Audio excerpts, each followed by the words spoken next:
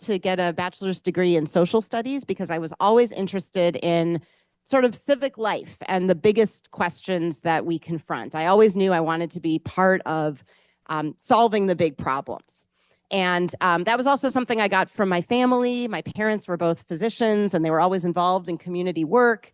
And also my faith. I'm Jewish, and one of the biggest tenets of our faith, which I know is the tenet of a lot of faiths, is that the world is not perfect, but we can get it closer to that point, right? One of my favorite quotes that I actually have up in my office is, "It's not your responsibility to finish the work, but neither are you free to turn away from it," right? So a lot of the work we do takes days and months and years and even lifetimes or beyond, but we can't turn away from it. We have to be part of the solution. So I graduated from Harvard. I joined Teach for America because I was always interested in kids, and I felt like part of the way to make a difference would be to teach. I taught in Baton Rouge, Louisiana during Hurricane Katrina, which was a very, very complicated time to be down there. After that, I worked at a foundation in Baton Rouge, making grants to community nonprofits. I met my husband there, who is from Mounds View, Minnesota, which, you know, the story of leaving Minnesota, going as far away as you want and finding a Minnesotan, right? Of course. So we met and married, and then we decided we wanted to experience life in a very different place before we knew we were coming back to Minnesota. So we lived in India and in Uganda for 2 years, working for Teach for India and for a nonprofit called the Justice and Reconciliation Project in Uganda. And we moved back to St. Paul in 2011. I got involved in my local district council, the West Side Community Organization. I got on the Planning Commission. And then in 2015, I had a 1-year-old and I was pregnant with my second child. And someone told me that my council member was resigning after 20 years in office. And I thought, this is the perfect time to run for office. So there's no such thing as a perfect time, right? But you take opportunities when life gives them to you. And so I put myself forward. And of all the experiences that I had had to that point, from Baton Rouge to India to Uganda, one of the things that really struck home for me was the importance of a functional government, and how if you don't have functioning schools, and if you haven't planned for where people are going to live, if you haven't built the water and the sewage lines out to them, which was the case where we lived in India. We were right across from a well, and every morning a truck would come and pick up the water to take out to a new compound that had been built without water pipes to it. So they were dependent on this truck every day. I learned what it was like to be a minority in a community and not being able to speak the language and not being able to work with the government. I spent hours in the foreigners regional registration office trying to get my visa updated, and broke down crying multiple times because I was so desperate and I felt so not served by the government in that case. So all of these experiences really led me to realize how important it is to have a government that people can trust and one that is responsive and accountable. So fast forward to now, I've been on the city council for 10 years. I love local government. I love the fact that you can really make a difference in people's lives. I know that government does not have the best reputation right now. And I think that often the distrust and the cynicism that we're seeing at the highest levels of government, the antidote to that is some of the lower levels of government, right? Because we can show up like this and talk to the people we represent. We can run into our constituents at the grocery store when we haven't showered yet, right? And have an awkward conversation, but be right in front of the people that we represent. We can make change. People can reach out to us and we can listen, and we can show that that can have an impact. So that is really important to me. But one of the things that I've realized over the last 10 years is that the city can only do so much. We really need a strong partnership with our county as well. And that's especially important right now when we have a federal government that is actively disinvesting in our community, is the nice way to put it. And the other way to put it is that they are actively attacking our community. So this is a time when the county and the city need to be working better together than ever before, more efficiently. We know taxes are a problem. We know public benefits are difficult to get in Ramsey County, medical assistance, disability, childcare assistance. We know that there are major projects that need to move forward with greater urgency. One of the things that got me to run for the seat was when I heard about the Riverview corridor, the West 7th project to improve that street that has been being worked on for 30 years with no results, was just ended by the county, and they moved the money to the suburbs and said, we're done. That to me was the last straw. We can't have a county government that functions in that way. Not right now, not when we can't have business as usual, when we need to be getting more done. So those are some of the things that got me to run for the county board. I want to bring more energy. I want to bring more urgency. I want to make the county a better partner to the city. And coming from the city, I know what we don't do well. I know what we need. And I also want to make the county more transparent. If you're sitting here thinking, I actually don't know what the county does, or who my county commissioner is, that's most people, because it's this really invisible layer of government. And that's a problem when it has $1 billion budget and this very direct impact on people's daily lives. And one of the reasons on the piece of literature for my campaign, I wanted to make the budget really clear, because a lot of people have asked me what the county does. And I said, well, I don't have to wait till I'm elected to make that more obvious. I want to start doing that now during my campaign. So we specifically have tried to put some of that information even as we're campaigning. So I want us to close with the 2 stories that I mentioned, and then I really want to hear your questions. And the 2 stories I'm going to tell have to do with work that I've done on the city council. And I'm telling them to you because I think it's really important to know from a candidate, not just their big, ideas, and not just their passion, and not just their ability to, say nice things or seem energetic, but also how they're actually going to do things. Because the whole point of electing somebody is that they actually make change for you, right? So 2 stories.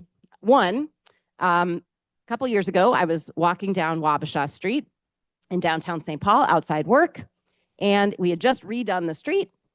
And I looked to my right, where I used to see a whole line of trees, and they were gone. And I called our public works director. I said, Sean, what happened to all the trees along Wabasha? And he said, oh, well, when we redid the street, we didn't have room for them, and so they're not coming back. And that led me to ask, well, do we have a policy in the city when we're doing work on our streets or our trails or our sidewalks for trees, for preservation of trees, for replanting of trees? And it turned out we didn't. So I worked on an ordinance. I put it forward last February, and it basically said, let's preserve our trees. And we had a public hearing. And we had a lot of people come to that public hearing, and they said, this is really important, but this is not ready. You cannot pass this ordinance right now. You need to do a ton more community input.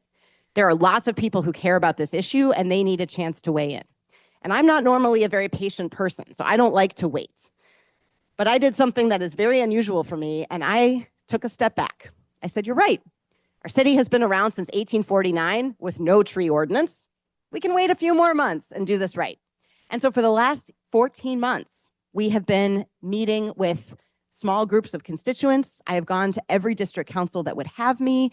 We have been working with our public works and our forestry crews at the city who have been working on writing the ordinance themselves, because those are the 2 departments that are going to need to implement it. So they've been learning how to work better together. And this is going to be coming in front of us next week for a public hearing, and the next week for final adoption. I tell that story because it illustrates a couple of important things about how you do the work. One, you have to ask questions. It started with me asking, where are the trees? And the next step is you have to be willing to take the time to do it right. And that often means changing how you originally thought it was going to go, being willing to put in sometimes years of work, and working with community members who know better. And finally, that sometimes the process is just as important as the outcome, because those 2 departments getting to know each other and working together, public works and forestry, that's what's going to make this ordinance work when it takes effect. The last story I'll tell you is about a problem that we all see all the time, people who are in states of chemical dependency, people who are overdosing on fentanyl, right? We know we have a fentanyl crisis. Our fire department came to the city council about 1.5 years ago, and they presented on what they were doing about overdoses. And they said, well, we carry Narcan, right? Folks have heard of Narcan, naloxone. And whenever we see someone who's overdosed, we inject them with Narcan and we revive them. And often when we revive them, They don't want to get any further treatment because when you revive them, they are suddenly back in a state of withdrawal and they don't want to go to the hospital and they don't want to talk to us and they wander off. And some of us, including me, raised our hands and said, well, if we don't connect them to treatment, what happens after they wander off? And the fire department said, well, often they end up overdosing again, sometimes the same day, sometimes multiple times in a day. And so we revive them again. And I said, well, that doesn't seem like a very sustainable approach. Is there something else we can do? And it happened that I had been working with Humboldt High School, and they have a program for their students who have overdosed. Working with the University of Minnesota, a doctor there was using a new drug, new to us, not new to the world, called Suboxone. And Suboxone doesn't just revive you like Narcan and leave you in a state of withdrawal. It actually makes you feel okay. It blocks the effects of fentanyl. It makes you feel good, but it doesn't allow you to overdose in the way that fentanyl does. So it is sort of like, it's like insulin for diabetes. It is a medicine that you can take. It is another drug that allows you to feel okay and allows you to feel good enough to accept treatment in the long term. And so I brought together our fire department and this doctor at the university. We sat together in a room. This doctor presented the findings. The fire chief said, this is worth a try. We're going to put a couple of these doses of Suboxone out on a couple of our vehicles and see if this works. 6 months later, it had worked so well, they have now expanded Suboxone. Every single one of our ambulances now carries Suboxone. And I have been on ride-alongs in the back of an ambulance watching as someone came in a state of withdrawal, took Suboxone, and is now willing to accept transport to the hospital and longer-term treatment. Again, this started with the critical question of, this doesn't seem sustainable. How is this working? It relied on a partnership I happened to have with Humboldt High School and with the University of Minnesota, a partnership that they had. And then it relied on relationships, my relationship with the fire chief and his trust in me to come to a meeting and be willing to have that conversation, right? So again, I tell these stories because they're not, aha moments. They're not triumphant endings by any means, but they're making a real difference in our community. And the way that we got there has lessons for how we do the work, the relationships, the critical questions, the willingness to take the time, and the willingness to stick with it and keep pushing over a long period of time. So with that, I am going to stop. I would love to hear what questions you have. Please don't hold back. As I told you, I was born in Boston, so I can handle anything. And I appreciate people being here. So I'll jump in with the first written question this morning is, what does a county commissioner really do? Who will you work with? What are you running? What kind of work will you do? Right. Okay. So I really appreciate the question because this gets back to what is the county board? So the Ramsey County Board is a 7-member body. There's 7 people on it, just like the city council, which also has 7 people. It's not partisan and it's year round. And their job is to oversee all the work that the county does. So the county does, the way I've described it, is sort of the human side of everything. Anything that people, social services that people depend on is run by the county. So again, medical assistance, disability, childcare assistance, food assistance, mental health, homelessness services, all the county. Solid waste disposal, elections, public health, transit, the sheriff's office, the Ramsey County Attorney's Office, property taxes and assessments, records, all the county. So all of that work, which is, again, you can probably think about how that's affected your life and recently, is done by the county and is overseen by this board. So as a board member, the board hires a county manager. It's almost like if you've been on a nonprofit board, the nonprofit board hires an executive director who runs the work of the organization. We hire a county manager, we supervise that person's work, and that county manager runs all of the departments of the county that do all of that work. The county board sets the budget for the county. They decide on the levy, so how much taxes are going to go up or go down, but they never seem to go down, do they? They hold that executive director, that county manager, accountable, and then they also pass laws. So they're both an executive and a legislative body, which is sort of interesting. There's There's no other body that runs the county. In the city, we have a council and we have a mayor, right? At the state, we have a legislature and a governor, but the county is just this group of 7 people.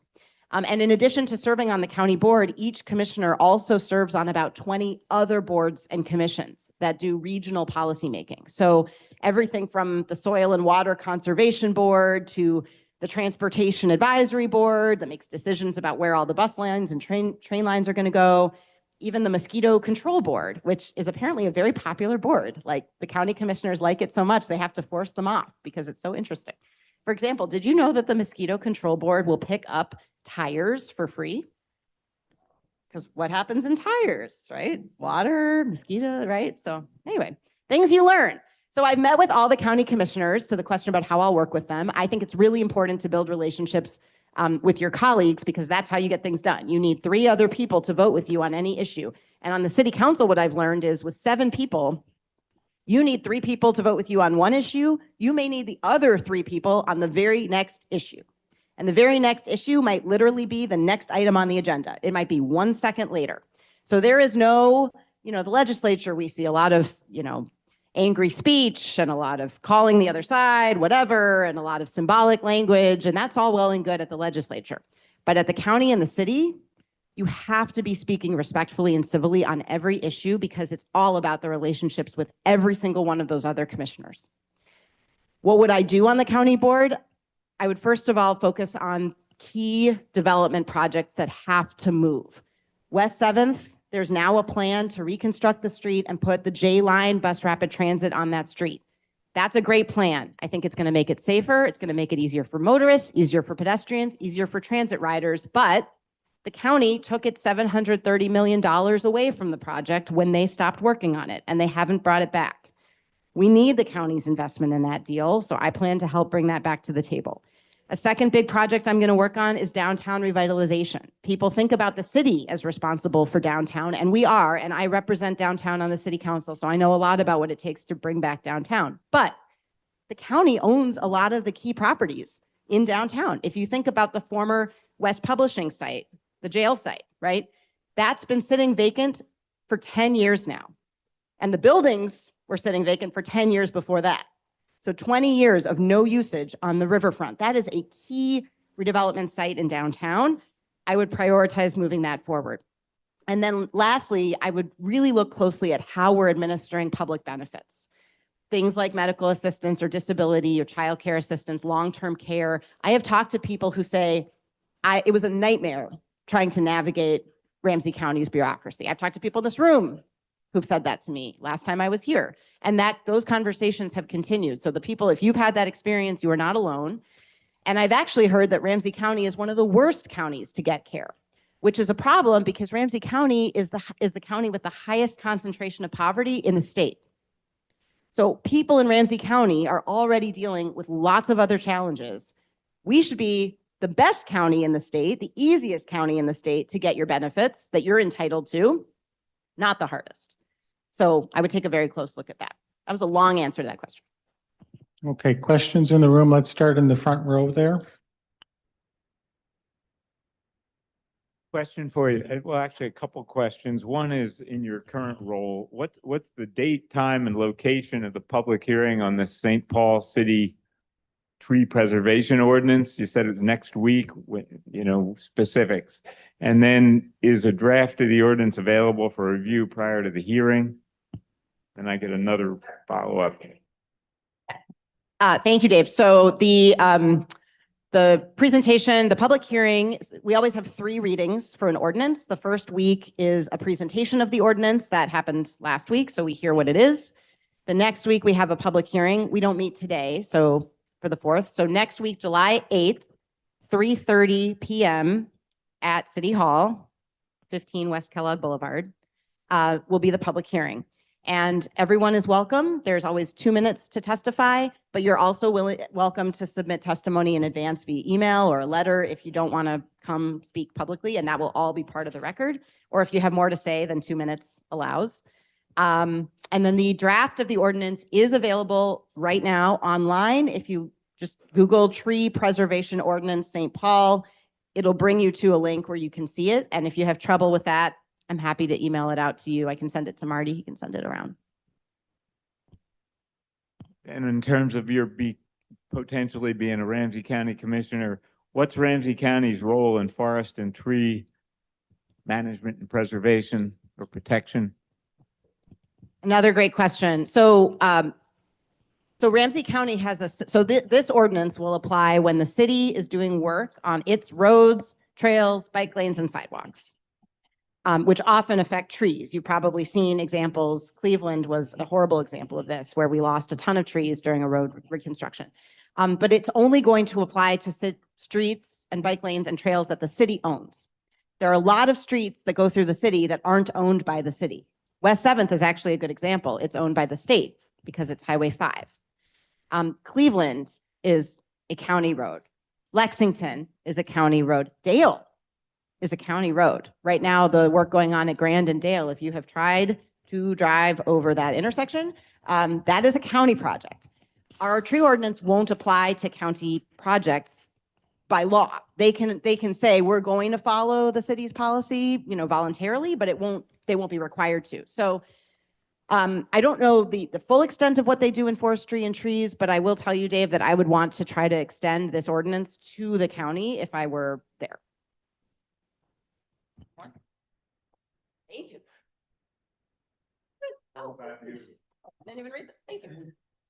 Okay, another written question is, what would collaboration look like with the city council if you were county commissioner?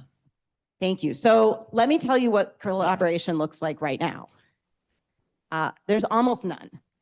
So as an example, when the Riverview Corridor project ended, we had been working on that I had been on the policy committee planning that for 10 years. The way that I learned about that project ending was that my colleague, Councilmember Jost, who represents this neighborhood, sent me a picture from Facebook, a screenshot. And she said, it looks like the county is not working on this anymore. It looks like the project is dead. And I said, that's got to be a joke, because you don't end a 30-year project that you've spent $12 million on designing and engaging people on with a Facebook post. And sure enough, so I start scrolling through my emails to see if I missed something. And 30 seconds before this Facebook post had gone up for the world to see, sure enough, I had received an email saying, we're dropping this project and you're about to see it online. That was the level of collaboration with the city council in whose city this project is happening. Another example, just a couple months ago, the county announced a program called Building Stronger Together. They're going to put $320 million into mostly downtown revitalization. Wonderful idea. Never approached the city council to mention it before it became a public document. And even now, when we've been asking, how exactly are you going to decide how these dollars are spent? We have some ideas. There isn't a plan for how we're going to work together on making those decisions. So I would say right now the state of play is so poor that any improvement would be a major improvement. And the reason that I think I'd be good for this job is I know all the city council members. We have great relationships. I've been endorsed by most of the city council, and my plan would be to continue those relationships on the county board. Currently, we don't have anyone from the city council who's been a city council member on the Ramsey County board. And I think that that's an oversight. I think that's a mistake. We do have former legislators on the county board, and I think the county and the state have a better connection, but the county to the city does not. So it's really just about, I think, having someone come on who has those relationships and then keeping that communication going. I would plan to meet regularly with both the mayor, the city council member who would represent the parts of the district that I would, so Ward 2 and Ward 3, and with our state legislators as well. And one of the things that I do well is convening groups. I find that it's one of our powers that we don't use often enough to bring people together. And it's amazing what you can get done when you're sitting down regularly and talking about the opportunities and the challenges.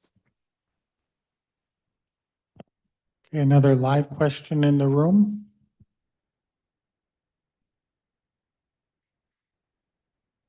Thank you for being here today. Could you elaborate for us what you see as the primary differences between yourself and Maria Isa Perez Vega? Sure, thank you for the question. I always want my opponents to speak for themselves, so I'll speak about myself. I think the biggest thing that I bring is is the nature of the experiences that I've had. I think you want to elect someone who can come into the role and on day one, be ready to do the work, and on day 500, still be giving the same amount of oomph and verve into the work. And one of my concerns about the commissioner, our current commissioner, who he was planning to run again, and I put myself forward to challenge him because I felt that he was not showing up. I was never seeing him at events. I wasn't seeing that kind of energy and leadership. That's why projects were taking 20 and 30 years to happen. So I have a track record of getting things done, and not getting things done in the sense of I voted for something, but getting things done in the way I just described to you with those two stories, really being hands-on over sustained periods of time in the work. Secondly, the experience that I've had, the 10 plus years on the city council, is very relevant to the work of the county. Again, 7 people on the city council, 7 people on the county board. We meet in exactly the same room. I will be very comfortable walking in and sitting down at that table. Nonpartisan, relational based. You have to be able to be in good relationships, friendly and congenial, and working together with all the other people there. It's very different in the legislature where there are 2 parties. And when you're in the minority, you're not able to get a lot done. And when you're in the majority, you don't have to worry about the minority. And you're taking direction from your caucus leader as to how we're voting today. And it's fine to talk about the opposition in certain terms because you don't need them. Totally different at the city and the county. And the level of detail work that we do is just worlds apart. And it's year round. So you can't step away from it. It's not like you have a session and you drop it and we'll see about it later and you come back. If I fail on a vote, if my tree preservation ordinance fails, Dave is going to be emailing me the very next day. I don't get to go home and say, oh, sorry, we couldn't get it done this session, right? So I think that those experiences matter. And I think having someone come into the role who has just as much passion, but the kind of experience that I think is more relatable, is going to get you as constituents a better outcome. So I'm going to try and combine a couple of questions, but there's a lot of questions regarding concerns for services, especially caseworkers, benefits. One simple example here is, again, when you think about government services, the federal government has changed requirements that now people have to do 2 times a year being recertified, but you have the same number of staff and yet you're doing double the work. And so a lot of questions. What can the county do given the stress and the challenges in just getting basic benefits and assistance? This is, I think, the #1 issue that I hear about when I'm talking to people on the campaign trail. I knew when I started running that we were not a great county for benefits. I didn't realize how bad we are. And I also want to be humble about the fact that I don't know what I don't know. So I'm not in the role now, and I can't tell you today exactly at a detailed level what's going wrong and what we can do to fix it. But I can tell you how I would approach the problem. On the city council, I helped start our audit committee because the city council has the ability to audit the work of the departments, and we had let that go for about 20 years. We had just not had any audit function.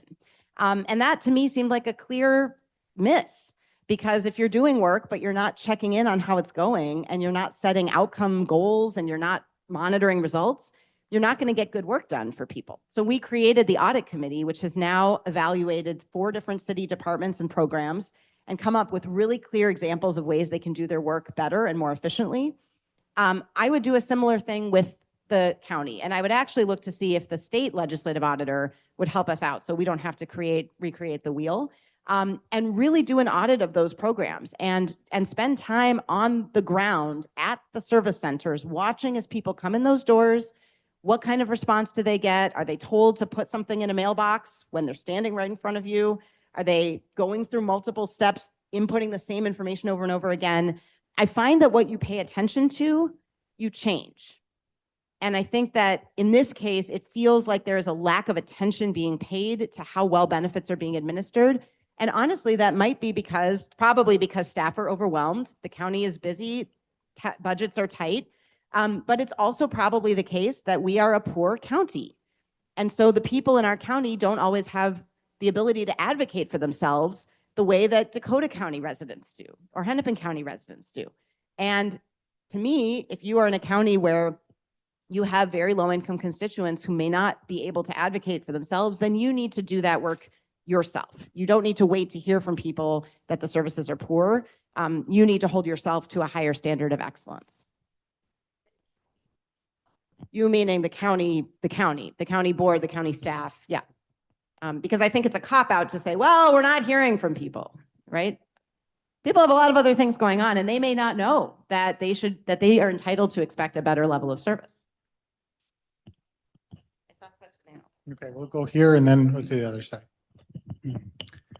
Thank you for coming, Rebecca. I really appreciate it. I think we're very fortunate in this county and this community to have what I regard as two excellent candidates for county commissioner.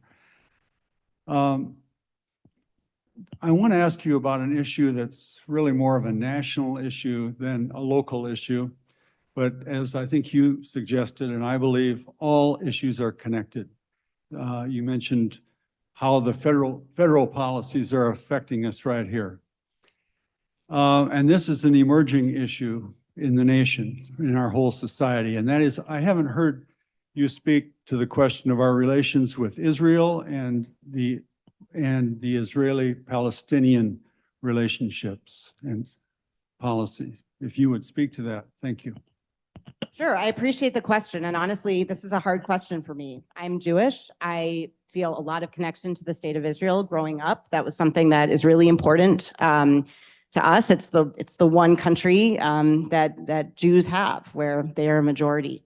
I also do not condone violence and terrorism. And I think being part of a country right now where I don't feel represented by our government and by the actions that our government is taking, I can understand the difference between being part of a society and having a government that is operating in a way that is totally counter to your values.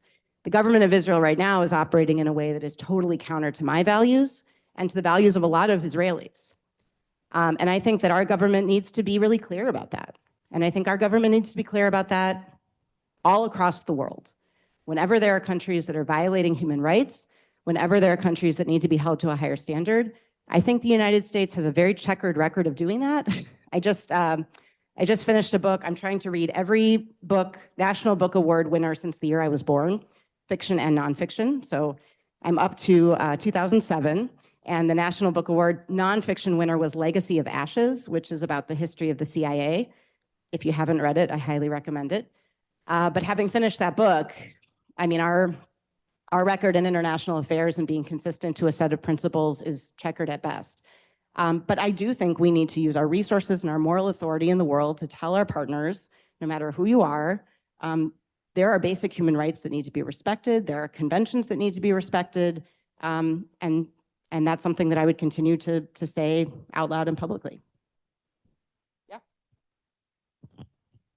Okay, we'll go to the question over there and then I'll come back to a written question.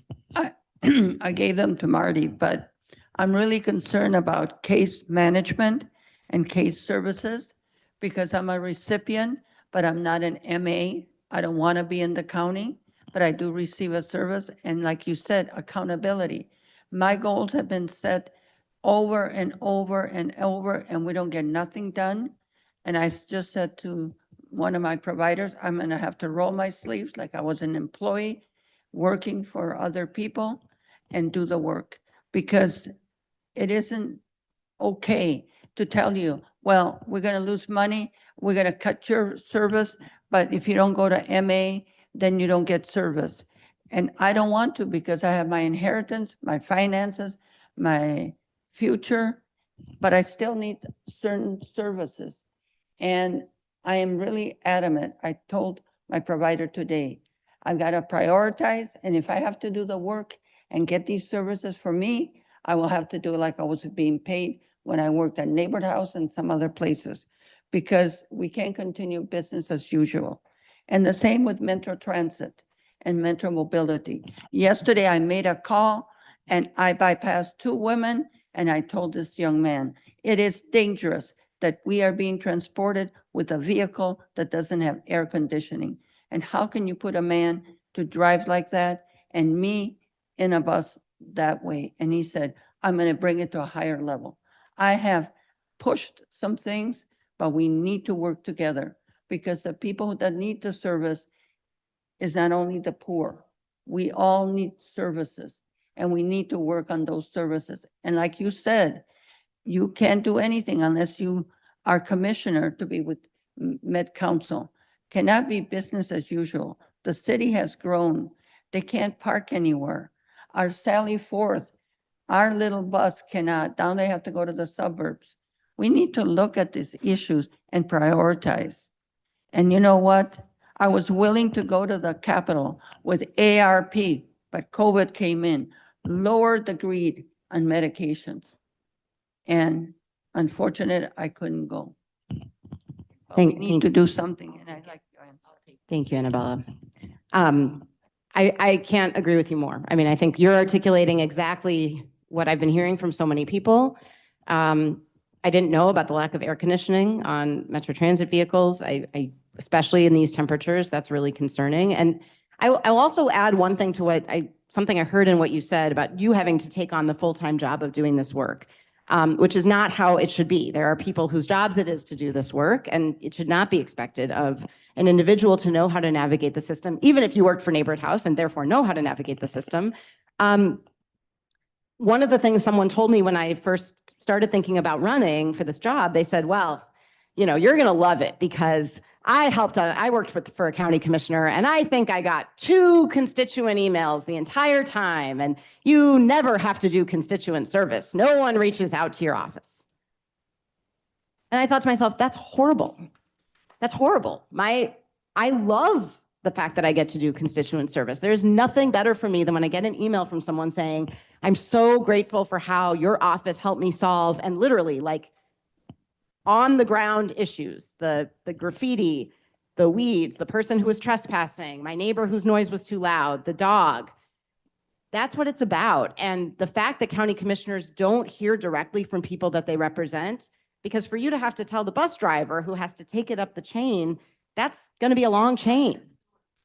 And you would do, so to me, my first thought would be, right, I would think email your county commissioner, but as I say those words, I know most county commissioners are not used to getting email and helping constituents in that way. And I think that needs to change.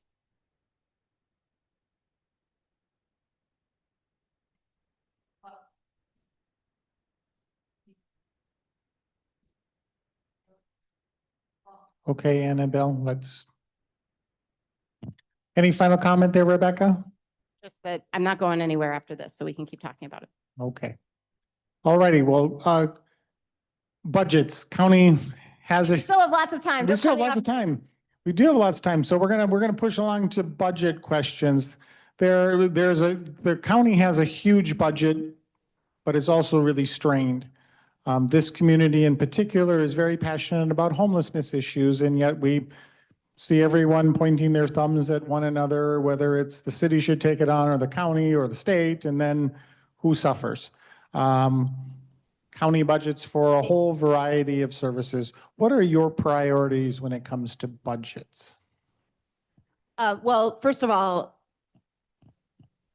one of the top priorities for the budget, both in the city and in the county, is trying to get ourselves out of this position where we are constantly behind. We are always facing these gaps. Part of that is the fact that we are being actively disinvested in from the federal level, and there's only going to be so much we can do about that until the federal government changes. Part of it is also that the state has been systematically disinvesting in cities and counties for about 20 years. Back in the early 2000s, they created a local government aid program and also a municipal county aid program. And those programs, if they had been tied to inflation at the time, the city would get $70 million more this year than we are getting. You probably heard the news that we have a $26 million budget gap. Well, $70 million would go a long way towards solving that gap. And the state created that program because they acknowledged that cities are dealing with increasing levels of challenges, and the dollars we all pay into the state should come back to cities in proportion to those challenges.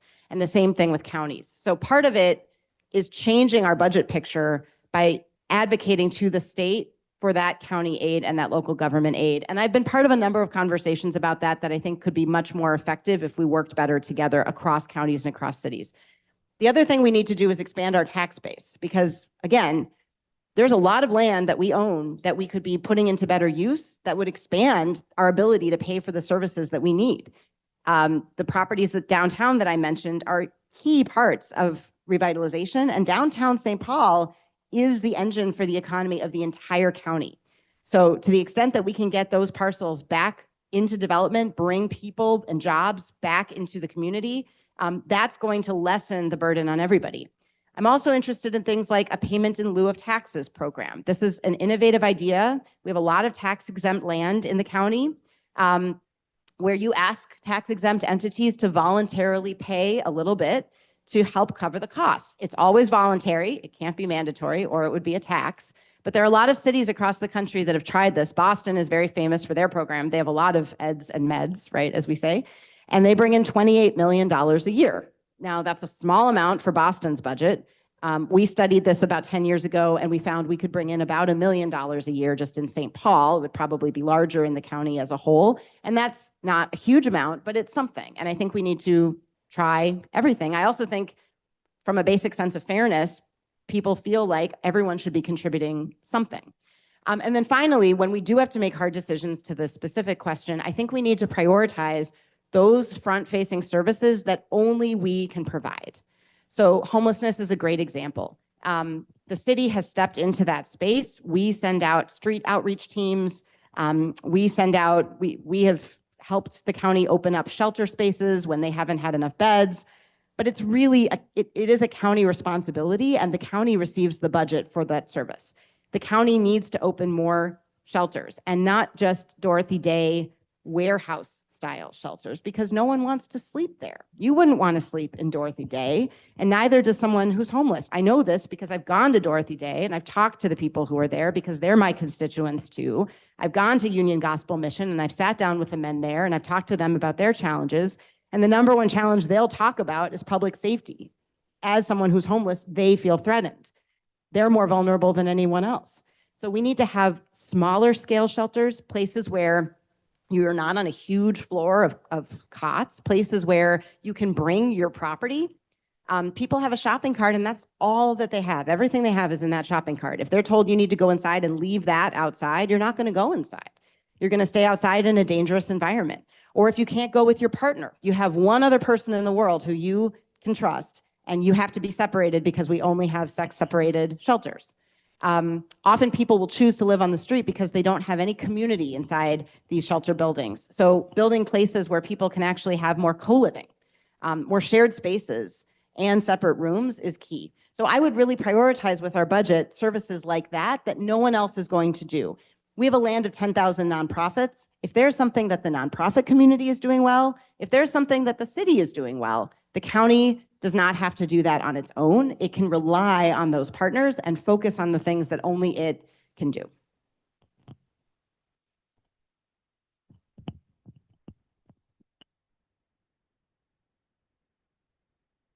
Again, as others said, thank you. I appreciate a lot of your thoughts.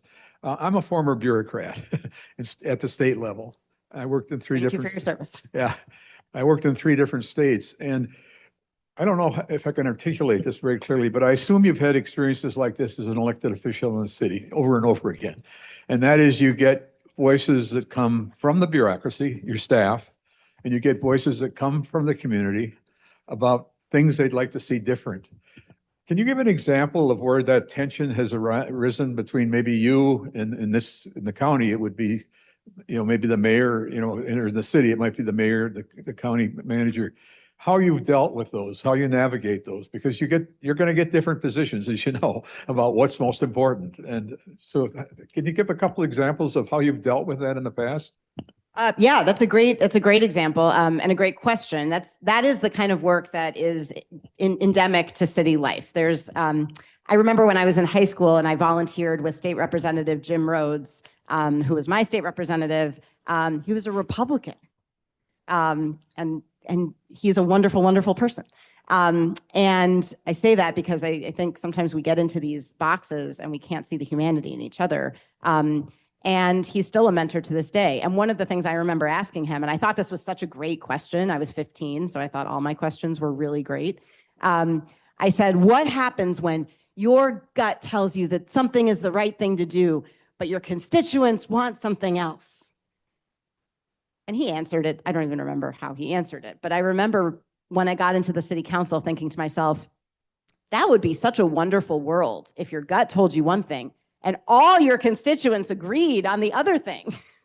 What actually happens is your gut tells you 8 things and your 45,000 constituents tell you 50 different things, and you're trying to figure out the right way to go.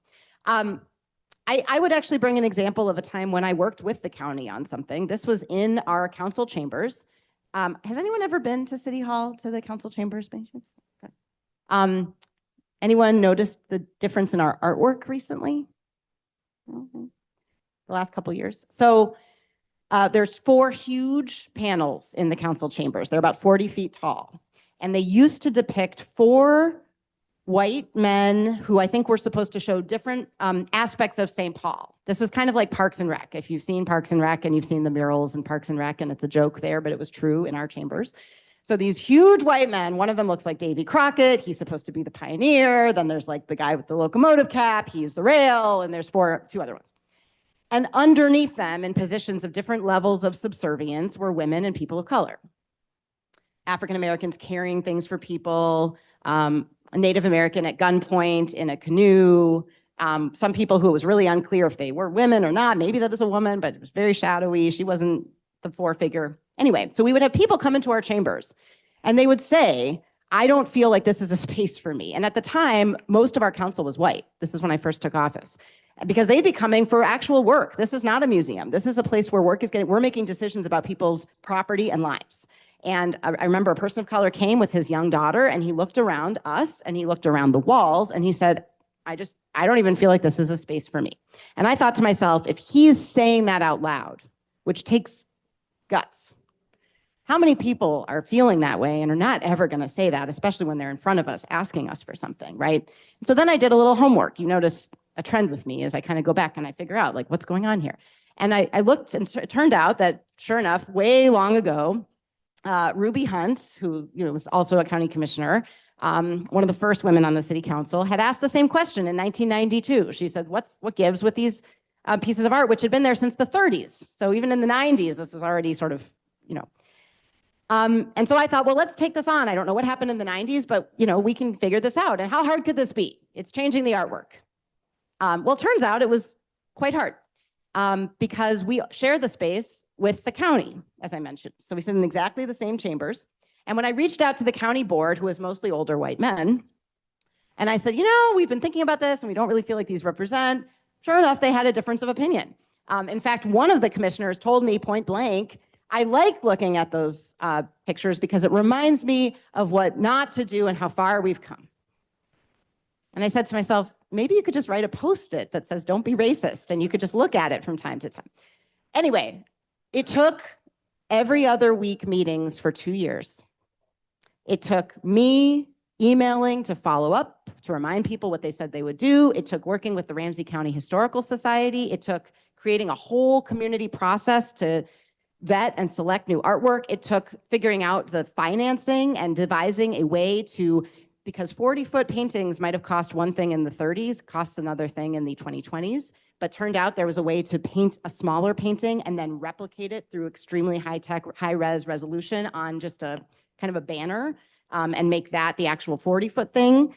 That took work. We had to figure out what would happen with the originals. There's not a lot of places to store 40-foot tall paintings. Anyone want to know what we did? They're right there. They're still there. They're just behind the new ones. So we satisfied people who didn't want them to go anywhere. They haven't. They're still there behind the new ones. And we had an art contest that basically said to local artists, what's St. Paul today? The same question as the original 4. How do you see St. Paul today? And if you go into our chambers now, or if you just Google, you'll see the beautiful 4 pieces that we have today. And by the way, that's not intended to be for the next 100 years because St. Paul's going to change again. So we're going to do that process again. That was a really long way of answering your question, but what I'm trying to get at is it's hard work. It involves a lot of back and forth. And you have to recognize that you cannot just say, this is how I want it to be. You have to negotiate. And again, when you're in a majority in the legislature, that is different. You are never in that position in the work that I've done. So as we run up to the end of the time, you know what the last question will be, but I'm going to just do a couple very basic questions. Help us out with the election process. What are the next steps between now and November? How long is this term for if you're elected? And then we'll give you a chance to do your elevator speech, why we should vote for you. Thank you, Marty. So the election is currently underway because primary voting is already underway. And I'm so grateful. You live in an incredible community. You probably already know that, but with someone like Marty organizing these, with the flyers that I saw advertising this talk that already talk about how primary voting is underway. It's a huge credit to this community and to Marty and to you that you already are aware of that. So primary voting is underway. You can vote early by mailing in your ballot. You can go to Ramsey County on 90 Plato. And then August 11th is the actual primary day if you want to vote. Is this a polling place or you? Okay.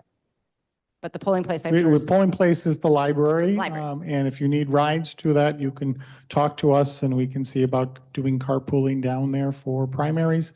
And then we'll hopefully have the bus for election day in the fall as well.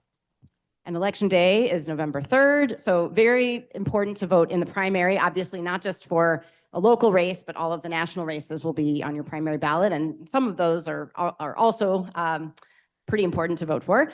And then the top 2 vote getters from the primary will go on to the ballot. So it's not a partisan primary. We'll all show up on all of the parties, all the parties' primaries, and the top 2 will go to November. And how long is the position? What's the term that you're running for? The term is 4 years. If I were elected, I would have to leave the council. And my colleagues would appoint someone to fill the remainder of my term, which goes till the end of 28. It's actually a longer term this year because we moved to presidential elections in the city. So it's a weird 5-year term. And I am already actively seeking people who might want to run for my seat in the future. I think it's incumbent on leaders to both step aside, not stay in these seats forever, and also build a pipeline and try to find other people to run. So I'm already talking to some people who would be phenomenal city council members. And if you know anyone, let me know. I'd love to talk to them about it. And then I will also just say, as council president, I have worked really hard to share power on the council. It used to be the case that the council president was the head honcho and they did everything. Now, all of our council members have had the opportunity to chair or vice chair a committee because it's important to me that we build that pipeline. So I will tell you, our council, while I might be the oldest at 42, they are an incredible bunch of people and they are really ready to step up into leadership. So the big question, if you were in an elevator with me and you had a minute before we get to the bottom floor, why should I vote for you? I'm going to really disappoint Marty with this answer and maybe all of you because I think the answer hopefully has already become clear in our conversation. It's this. This sort of interaction is really important to me. This direct answers to questions, tough questions, showing up as I've been doing today. This is the kind of relationship that isn't just during the campaign season. This is what you can expect from me going forward as well. You can read my resume online. I've talked about my experience already. Hopefully that's compelling to you. And if not, I'm not going anywhere. I'm actually going to be knocking in the building after this. So I'm happy to stick around. But mostly it's important to me that you know that this is how I will be as your county commissioner too. And if you like what you see and you like this kind of interaction, this is just who I am. And again, seriously, thank you to all of you for taking time to be here today.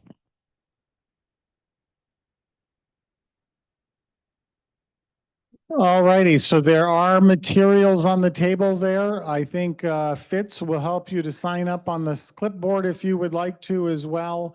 And then watch for the flyers for our candidates over the coming weeks. We'll get flyers out for our candidate next week, next Wednesday afternoon. So thanks for coming again today. Between now and August 11th, if you're going to vote for the primary, you can vote anytime between now and the 11th. Hopefully you'll get your absentee ballot in the next day or two.